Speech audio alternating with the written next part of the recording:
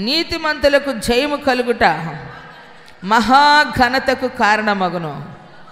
దుష్టులు గొప్పవారగునప్పుడు జనులు దాగి ఉందురు. ఆలోచించారా ప్రియులరా? దుష్టులు గొప్పవారగునప్పుడు జనులు ఏమవుతారట? దాగి ఉంటారట. ఎప్పుడు ఎవరికి ఎలా అటాక్ అయిద్దో తెలీదు. మంచి చెడు తెలియనటువంటి వారికి ఏమని మనిషి విలువ తెలియనప్పుడు ఆ మనిషి ప్రవర్తించేటువంటి వైఖరి ఎదుటి వారికి క్రూరంగా ఉంటుంది. కాబట్టి దాగిన అనుభవంలోనికి వెళ్ళిపోతారు. అదే నీతిమంతులు ఏమండి జయము కలుగుటంట మహాఘనతకు కారణమైద్దంట. కనుక ఆశీర్వాదం కోసం ఆసక్తి కలిగి ఆత్మీయంగా ఎందుకు నిలబడాలి అంటే నీ యొక్క జీవితంలో కలిగేటువంటి జయ జీవితం, నీకు అనుగ్రహించబడేటువంటి ఈ చిన్న జీవితంలో నీ విలువగా ఎంచబడినప్పుడు అది మహాఘనతకు కారణమైంది. మన శాస్త్రాలు మనల్ని దూరం చేస్తాయి ఆశీర్వాదానికి. మన క్రియలు మనల్ని దేవునికి ఎడబాటు అయ్యేటట్లు చేస్తాయి. అయితే అవిధేయత నెట్టివేయబడిద్ది, విధేయత చేర్చుకునిద్ది. చప్పట్లు కొట్టి దేవుణ్ణి స్తుతిద్దామా? విధేయత ఏమిటి? విధేయత ఒక మనిషి మన ఎదుట ఉన్నటువంటి మనకంటే పెద్దవారు కనపడినప్పుడు మనం ఇచ్చేటువంటి విలువ ఇవ్వాలి. దానికన్నా మనిషిని మన హృదయంలో ఉన్నప్పుడు, ఆ మనిషి మన ఎదుట లేనప్పుడు మనం ఇచ్చే విలువ చాలా గొప్పగా ఉండాలి. దేవునికి మహిమ కలుగును గాక. ఎందుకంటే దేవుడు మనల్ని గమనిస్తూ ఉన్నాడు. కనుక దేవుని సన్నిధిలో దేవుడు లోకం మనిషికి ఇస్తుంది, మనిషికున్న పదవికి ఇస్తూ ఉంది. ఈరోజు నీకు ఏ బోర్డు లేకపోతే, ఏ విలువ లేకపోతే నిన్ను గుర్తించేవారే లేరు.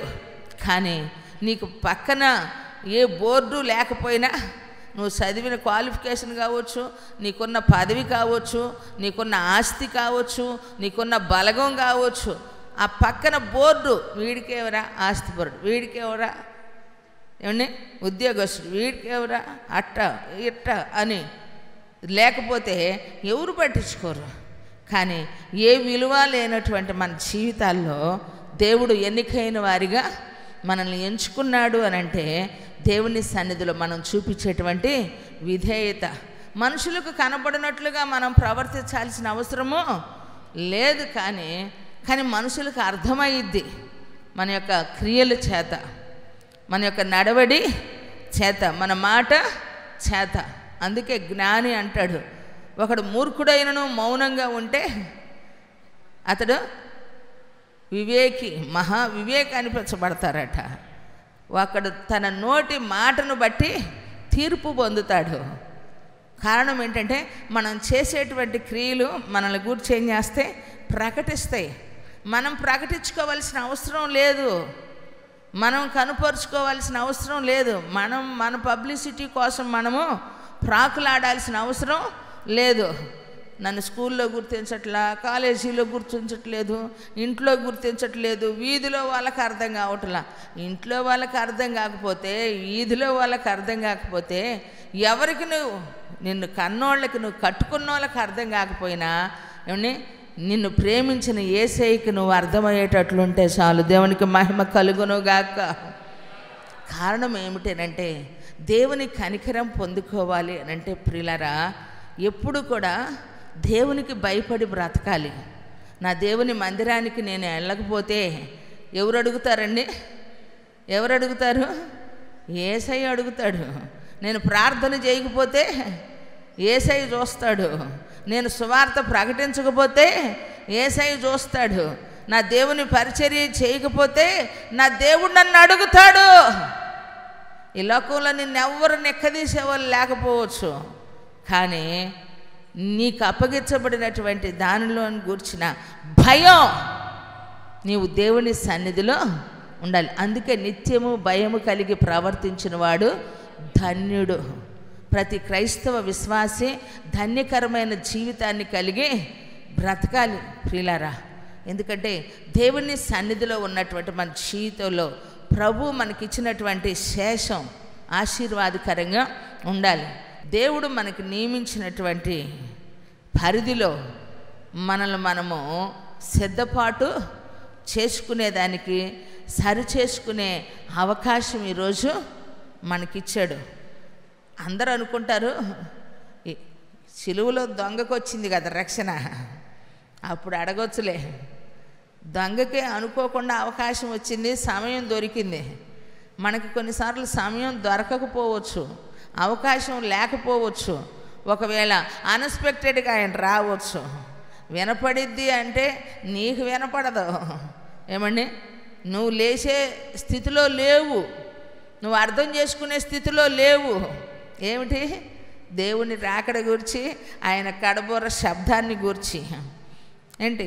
ఇద్దరు విసురుతూనే ఉంటారు, ఇద్దరు మంచం మీద ఉంటారు, ఇద్దరు పొలంలో ఉంటారు, ఒకళ్ళు ఉంటారు ఒకళ్ళు కనపడరు. అనగా ఏంటంటే వినపడిన వారు ఏం చేస్తూ ఉంటారు, వచ్చేది రహస్యమే కానీ వచ్చేటప్పుడు ఎలా వస్తాడంటండి, ఆ క్షణం ఆర్భాటంతో మహాదూత బోర శబ్దంతో వస్తాడు. ఆ సమయంలో నువ్వు ఎదుర్కోగలిగిన సత్తా ఏంటంటే ఒకటే, హార్ట్ఫుల్గా ఉండటం మాత్రమే. దేవునికి మహిమ కలుగునుగాక. అప్పుడు సరి చేసుకుంటానంటే కుదరదు, ఇప్పుడు సరి చేసుకోవాలా. అందరికీ ఒకే లోపం ఉండదు ప్రియులారా, ఒక్కొక్కరిలో ఒక్కొక్క లోపం ఉంది, దాన్ని మనం సరి చేసుకోవాలి. 10 ఆజ్ఞల్ని ఉండొచ్చు, ఆ ఒక్క దానిలో తప్పిపోవచ్చు, ఒక్క విషయంలో. ఆ ఒక్కటేంటో నువ్వు గుర్తుపట్టగలగాలి. నీలో ఉన్న లోపం నువ్వు గుర్తుపట్టినప్పుడట నీవు ఎదుటివాని చేత తీర్పు పొందకుండా ఉంటావు, లేదంటే తీర్పులో నిలబడాల్సిన పరిస్థితి. కనుకనే మన జీవితంలో మనం గ్రహించాల్సిన గొప్ప సత్యం, చాలా విచారకరమైన విషయం ఏంటంటే ఆలోచించకుండా గడిచిపోతున్నాయి సంవత్సరాలు. ఆయనకే సమయం కొంచెమే ఉంది, మనకే సమయం కొంచెమే ఉంది. ఈ కొంచెంలో కూడా ఏమండి కొంచెం ఆలోచించేవారిగా మనము ఉండలేకపోతున్నాం. అదే బాధకరం. ఇంటి దగ్గర మీ గురించే ఆలోచించుకుంటున్నారు, చర్చిలో కూడా మీ గురించే ఆలోచించుకుంటున్నారు. మరి దేవుని సన్నిధిని చింతించేవారు లేరు, దేవుని కార్యాల కొరకు ఆలోచించేవారు తక్కువగా ఉన్నారు. మరి దేవుడు బాధపడేటువంటి సందర్భం అదే. అతిక్రమములు దాచిపెట్టువాడు వర్ధిల్లడు. వర్ధిల్లాల వర్ధిల్లాల వర్ధిల్లాల. ప్రతి ఒక్కళ్ళు ఆశీర్వచనమే ఇస్తారు. ఆ ఆశీర్వాదం నీ ఆశీర్వాదంగా శుభసూచనగా లేకపోవటానికి కారణం నీలో ఉన్న అతిక్రమము. ఏదైతే దేవుడు బాధపడేటువంటిది ఉందో దాన్ని విడిచిపెట్టట్లా. నీలో ఉన్న గర్వం, నేను నేను అనేటువంటిది, ఉన్న అసూయ విడిచిపెట్టట్లేదు. పాపం అనేటువంటి పదం ఒకటే, దానిలో వచ్చే అనుభవాలు చాలా ఉన్నాయి, అది విడిచిపెట్టట్లేదు.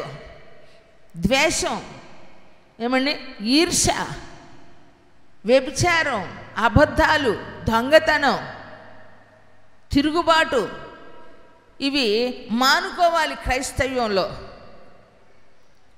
కారణం ఏంటంటే కొన్ని మానుకుంటున్నారు, కొన్ని మానుకోలేకపోతున్నారు. అందుకే ఆయన అంటారు 100 గొర్రెల్లో 99 గొర్రెలు ఉన్న తప్పిపోయిన ఒక్క గొర్రెని బట్టి బాధపడతాడంట. అది దొరికినప్పుడు గొప్ప సంతోషం అంట, మహానందం అట. 10 నాణ్యాలున్నా 10 నాణ్యాల్లో ఒక నాణ్యం పోగొట్టుకుంటే దీపం వెలిగించి ఇల్లంతా ఊడ్చి ఏం చేస్తారు, దొరికే అంతవరకు వెతికినప్పుడు దొరికిన దానిని బట్టి ఇరుగు పొరుగు వాళ్ళని అందరిని పిలిచి సంతోషిస్తారట. మరి మన సంతోషం ఏంటి చెప్పండి? పోతే పోయింది, ఉంటే ఉందిలే, ఉన్నదాంతోనే అడ్జస్ట్ అయిపోదాం అనని భక్తి విషయంలో అడ్జస్ట్ అవ్వమాకండి. దేవుడు ఏదైనా మన జీవితంలో చేయటానికి ఆయన శక్తి కొంచెంగా లేదు ప్రియులారా. ఆయన వినటానికి చెవులు మందంగా లేవు, ఆయన చేతులు కొరసగా లేవు నిన్ను రక్షించలేకపోవటానికి. ఆయనకును మనకును ఉన్నటువంటి పాపమే అడ్డుగోడగా నిలిచింది. ఆ ముసుగు మనం తొలగించుకోవాలి. పాపము అనేటువంటిది ఏదైతే మన జీవితంలో ఉందో దాన్ని మనం తొలగించుకోవాలి.